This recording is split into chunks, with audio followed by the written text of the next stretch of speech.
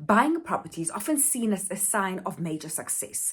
It's a mark or an indicator that, as far as your finances are concerned, you have stepped up in life. Maybe you're the first homeowner in your family and you've got a lot to be proud of. Or maybe you're one of those people who have made a lot of bad decisions, and buying a home is now an opportunity for you to prove to yourself and to others that, you are bigger than your past. You are now responsible. You are worthy of praise. But before you start planning a big housewarming, we need to take into account that not everyone who is anxiously looking to purchase their property is in fact in the right emotional and financial space to be buying a home. So in this video, we are going to explore when not to purchase a property.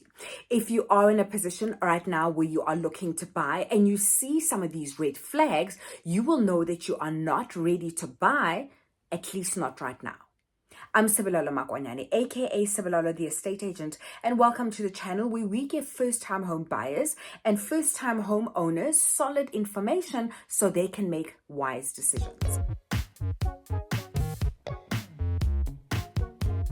Most people who are purchasing a property are going to find themselves tied to a bond for, 20 to 30 years. And this is not a decision you want to take lightly. I personally believe that, buying a home is probably one of the biggest financial commitments you'll ever make. So you really want to make sure that it's not something that you end up regretting. So if you do not want to make a big property mistake, then do not buy a house if your life is unstable. If you are unhappy at your job and you are actively looking for another position, it would not be a wise decision to purchase a property, because you might get a new job in a different town, or you might get a good post that has got, good working conditions, but the salary is slightly lower. Or maybe you're going through a divorce or a separation. And this one is especially important because already your emotions are stretched. To go and add to it by making a long-term financial decision might not be the smartest move. The reality is that a lot of things are going to change. And let me assure you, you have no idea how much your partner actually contributes until they're no longer contributing. Do not buy a house if you're expecting a child. You're probably thinking, Sibilolo, did you honestly just say that? I mean, the reason I want to buy a house is because my family is growing. But stay with me for a second. For first-time home buyers, pregnancy can really be a trigger to upgrade. And while all of these desires make sense, the timing can be financially dangerous. Once the baby is here, your expenses don't increase slowly, they don't increase gradually. It really is just a sudden boom, bam, an immediate increase, and it also feels as though it's exponential as time passes. I mean, there's going to be things like nappies, medical costs, clothing, and then there's also financial planning in the sense that you need to prepare for this child to go to school, to go to university. On their own, these factors can already be quite disruptive. And now you go and add on a bond and maintenance and rates and insurance.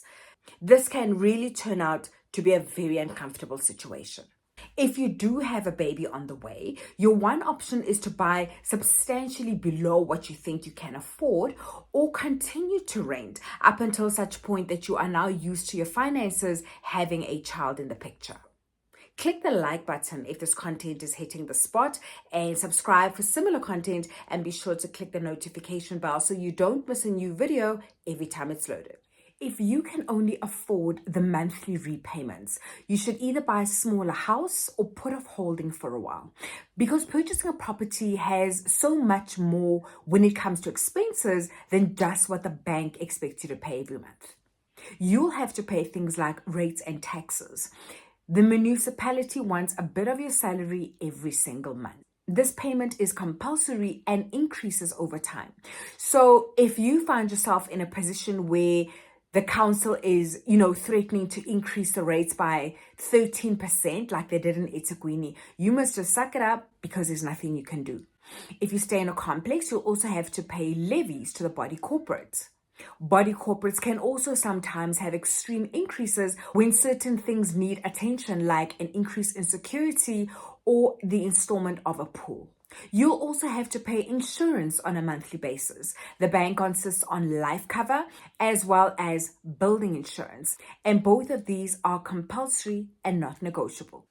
You'll have to consider things like maintenance. Remember that if you have a leak in your roof, as a tenant, you get to call the landlord and he has to take care of it. But now that you're a homeowner, it is your responsibility. So if you don't have a bit of a budget to be able to take care of these types of emergencies and basic maintenance, you will find yourself in a lot of trouble. You see, the bank calculates your affordability based on your income. You need to sit down and draw up a realistic budget based on your situation. If your budget is too tight, you might want to rent a little longer, save some money, and then purchase when you're ready. Do not buy a house because of fear or because you're under pressure. Please don't let friends and family, and especially social media, make you feel as though you're behind in your home ownership journey. I recorded a video called What is the Best Age to Purchase a Property? And at the time, research shows that the average age for first-time home buyers in South Africa was 37. And depending on when you watch this, that number may have increased or decreased, but chances are it's somewhere very close to that number. And remember that 37 was the average age, not the right age, not the correct age, because there is no such thing. The time that you buy your first property will depend completely on what is happening in your life. For some, it might be 25. For others, it might be 42. Don't worry about what age your sister purchased the property.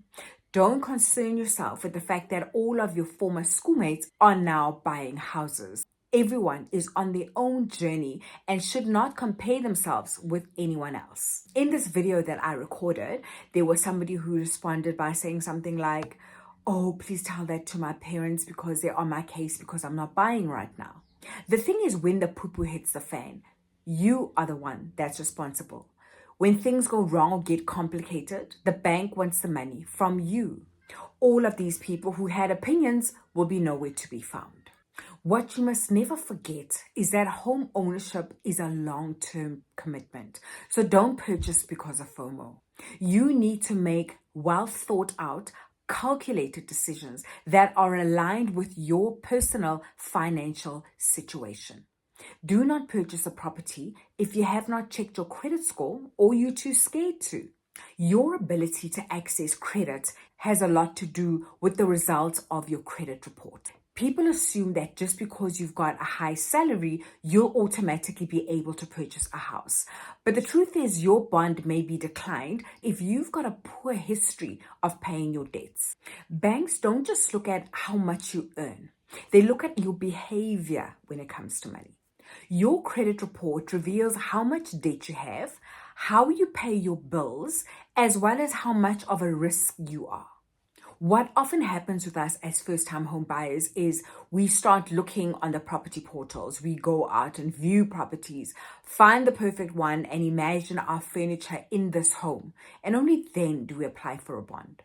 We are then denied financing, not because of affordability, but because of a poor credit score. A bad credit report really makes the bank ask themselves if this person cannot commit consistently to a repayment of 530 Rand at, a clothing account or whatever, how are they going to pay thousands of Rands on a monthly basis for the next 20 years? Make sure you get your credit report and do it on a regular basis. And this shouldn't just happen when you're purchasing a home. You should check your credit score on a regular basis. It's a sign of positive financial behavior, and you can only benefit from it in the long run. We often associate a poor credit score with, being irresponsible. But honestly, it's just a sign that you need a plan. And you won't know how to plan if you don't know where you stand. When it comes to purchasing a home, the best step for you to take is a pre-approval, because it will not only show you your credit score, but as well as what you can afford. Here's a video that will tell you all about pre-approvals.